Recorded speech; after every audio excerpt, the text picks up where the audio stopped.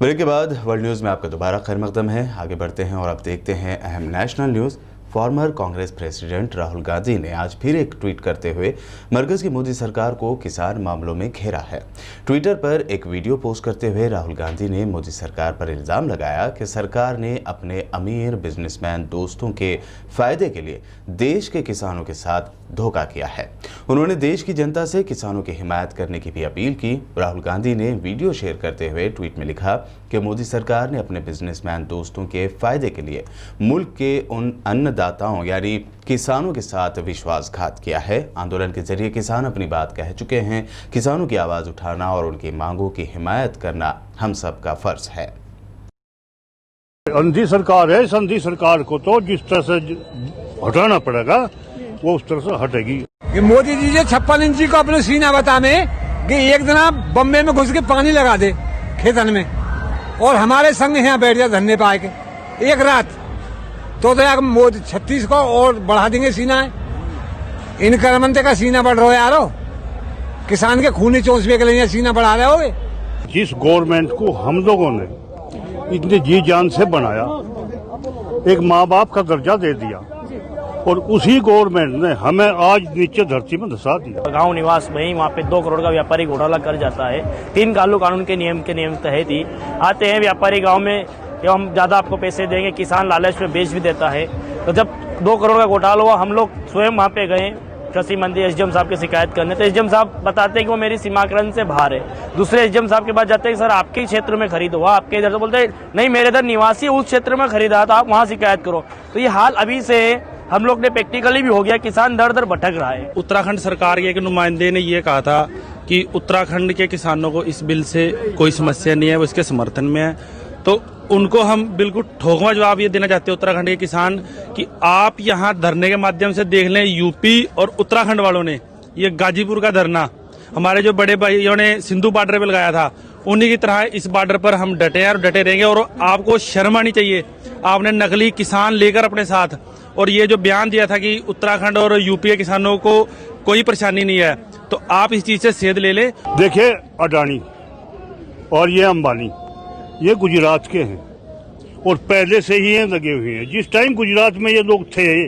उस टाइम इनकी क्या हैसियत थी और प्रधानमंत्री बनने के बाद आज उनकी हैसियत क्या है, यानी पूरा देश उन्हीं के ऊपर सौंप दिया। शहीद हुए किसानों का बलिदान हम व्यर्थ नहीं जाने देंगे, चाहे हमें भी क्यों ना शहीद होना पड़े। कोरोना वायरस की 2 वैक्सीन को भारत में इजाज़त मिल चुकी है, जिसके बाद अगले कुछ वक्त में वैक्सीनेशन भी शुरू होने की उम्मीद है।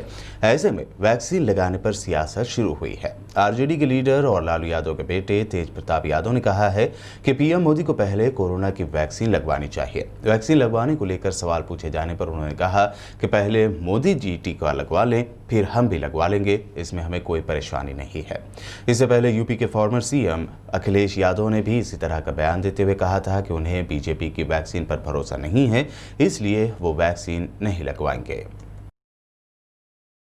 अपने मुख्तलिफ बयानों से नफरत को बढ़ावा देने और महाराष्ट्र सरकार और सीएम उद्धव ठाकरे के खिलाफ नाज़ेबा अल्फाज का इस्तेमाल करने वाली एक्ट्रेस कंगना रनावत आज अपनी बहन रंगोली के हमरा मुंबई के बांद्रा पुलिस स्टेशन के सामने पूछताछ के लिए हाजिर हुई। कंगना और रंगोली के खिलाफ देशद्रोह यानी मुल्क से गद्दारी और दीगर इल्ज़ामात के तहत केस दर्ज किया गया है। कंगना को सीआरपीएफ जवानों की Y+ कैटेगरी की सिक्योरिटी के दरमियान पुलिस स्टेशन पहुंचाया गया। इस केस में बॉम्बे हाई कोर्ट ने दोनों बहनों को पेश की जमानत दी थी और उन्हें 8 जनवरी को इस केस में मुंबई पुलिस के सामने पेश होने को कहा था। दोनों बहनों पर सोशल मीडिया के जरिए फिरका वाराना फसादात या माहौल बिगाड़ने और नफरत फैलाने की कोशिश करने का इल्ज़ाम लगाया गया है। तेलंगाना में सियासी हलचल के दौरान सीएम केसीआर ने 11 जनवरी को मिनिस्टर्स और कलेक्टर्स के साथ अहम मीटिंग तलब की है। किन मुद्दों पर होगी ये मीटिंग, जानते हैं तफसील इस रिपोर्ट में। तेलंगाना के वजीर आला के चंद्रशेखर राव ने पीर 11 जनवरी को प्रगति भवन में सभी मिनिस्टर और डिस्ट्रिक्ट कलेक्टर्स के साथ मीटिंग तलब की है।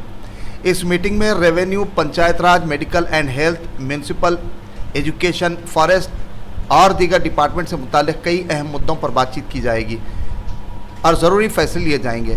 कलेक्टर्स को पूरी जानकारी और डेटा के साथ इस मीटिंग में शिरकत करने की हिदायत दी गई। सीएम ने हाल ही में प्रगति भवन में सीनियर ओहदेदारों और जिले कलेक्टर्स के साथ हुई मीटिंग के दौरान रेवेन्यू डिपार्टमेंट के कुछ मुद्दों को हल किया है। फिर 11 जनवरी की मीटिंग के दौरान माबाकी मुद्दे हैं, उन पर गौर खोज किया जाएगा।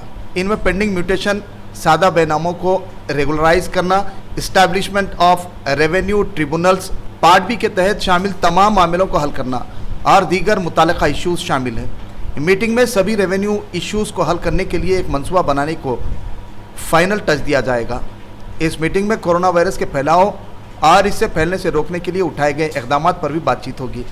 इसके अलावा लोगों को कोविड वैक्सीन देने की सूरत हाल का भी जायजा लिया जाएगा। मीटिंग में सभी सेक्टर्स को वैक्सीन तकसीम करने और लोगों को तरजीहात पर वैक्सीन देने के लिए एक वर्क प्लान को आखिरी शक्ल दी जाएगी। सीएम केसीआर पीर को होने वाली अहम मीटिंग में एजुकेशन इंस्टीट्यूट्स में क्लासेस फिर से खोलने के बारे में भी बातचीत करेंगे। किस स्टैंडर्ड्स से क्लासेस शुरू की जानी चाहिए, क्लासेस को कैसे मैनेज करेंगे, दीगर रियासतों में किन रूल्स पर अमल किया जाता है, ऐसे कई अहम इश्यूज़ पर भी इस मीटिंग में तबादला ख्याल किया जाएगा। इसके अलावा सीएम केसीआर पल्ले प्रगति और पटना प्रगति प्रोग्रामों के इम्प्लीमेंटेशन का जायज़ा लेंगे, जहां वो बातचीत करेंगे कि क्या वक्त पर रकम दी जा रही है या नहीं। इसके अलावा रियासत में ग्रीनरी को बढ़ावा देने के मकसद से हरिताहरम प्रोग्राम के कामों का भी जायज़ा लिया जाएगा, जो कि गांव और शहरी इलाकों में सरसब्ज और शादाबी को बढ़ाने के लिए किए गए इक़दाम और फ्यूचर में उठाए जाने वाले प्रोग्राम पर बातचीत करेंगे। तेलंगाना बीजेपी के सदर बंडी संजय ने कहा कि सीएम केसीआर चाहे जितनी पूजा कर लें, जितने यज्ञ कर लें, उनके किए हुए पाप नहीं धुल पाएंगे। बंडी संजय ने बीजेपी स्टेट इंचार्ज तरुण चौक के साथ सूर्यापेट जिले के लीडर एस वेंकटेश्वर राव के घर पर मीडिया से बात करते हुए आगे कहा कि केसीआर तेलंगाना के लिए एक वास्तु दोष है। शहीदों का श्राप यानी बद्दुआ केसीआर को जरूर लगेगी।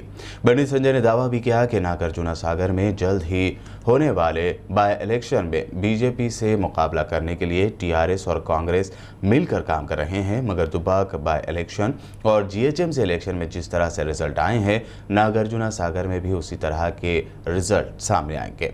यही सोचकर सीएम केसीआर को बीजेपी का डर सताने लगा है। बंडी संजय ने सूर्यापेट के अलावा बोधन, खम्मम का भी दौरा किया। తెలంగాణకు వాస్తు ప్రమాణం కేసీఆర్ వాస్తు దోషం, కేసీఆర్ దోషం తెలంగాణ రాష్ట్రానికి. అదొక పీడ పోతే తెలంగాణపై సంతోషంగా ఉంటుంది. అందుకే కేసీఆర్ గారు తెలంగాణ వాస్తు గారు ఫస్ట్ ఆయన వాస్తు చూసుకోవాలి. నిన్న అనారోగ్యం గురయ్యాడు. నేను నిన్న చెప్పినా మళ్ళీ చెప్తున్నాం, కేసీఆర్ గారు నిండు నూరేళ్ళు ఆయుర ఆరోగ్యాలతో ఇంకా అష్టైశ్వర్యంతో బతకాలని కొడుతున్నాం. 1,00,000 కోట్లు 1,000 కోట్లు జరపాలి, ఇంకా లక్షలాది కోట్లు సంపాదించుకోవాలి, ఆయుర ఆరోగ్యంతో ఉండాలి. ఆయన కుటుంబం మేము ఎవరు బాగున్నప్పుడు ఆయన మాత్రం బాగుండాలి, కుటుంబం బాగుండాలి, నేను వారు కోరుకుంటాను.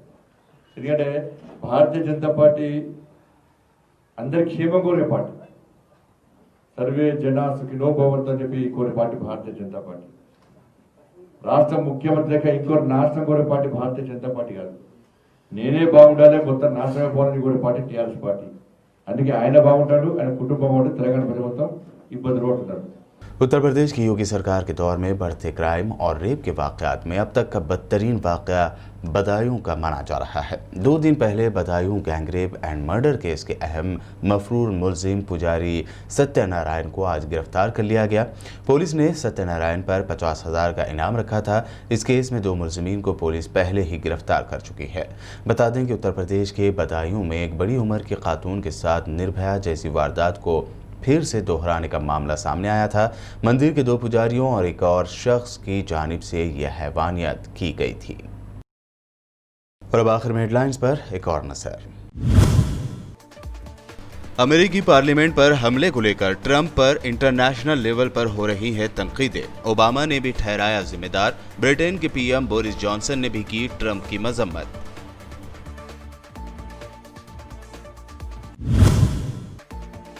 ईरान के साथ अमेरिका की मुमकिन न्यूक्लियर डील पर घबराया इसराइल। कहा, ईरान के साथ न्यूक्लियर डील हुई तो खित्ते में हथियारों को हासिल करने की शुरू होगी रेस, जो होगा डरावना खौफ। एलन मस्क बने दुनिया के अमीर तरीन शख्स। अमेजॉन के मालिक जेफ बेजोस को छोड़ा पीछे। फोर्ब्स की लिस्ट में अमेजॉन के बेजोस ही अब तक दुनिया के रिचेस्ट पर्सन।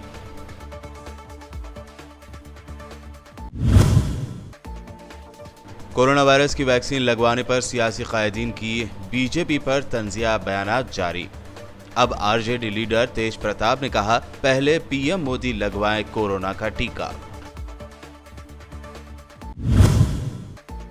तेलंगाना में सियासी हलचल के दरमियान सीएम केसीआर 11 जनवरी को करेंगे मिनिस्टर्स और कलेक्टर्स के साथ अहम मीटिंग। कोरोना वैक्सीन की तकसीम, स्कूलों को दोबारा खोलने, रेवेन्यू और दीगर को लेकर लेंगे अहम फैसले। और उत्तर प्रदेश की योगी सरकार में अब तक के सबसे घिनौने गैंगरेप का अहम मुल्जिम पुजारी नारायण गिरफ्तार। पुलिस ने रखा था 50,000 का इनाम।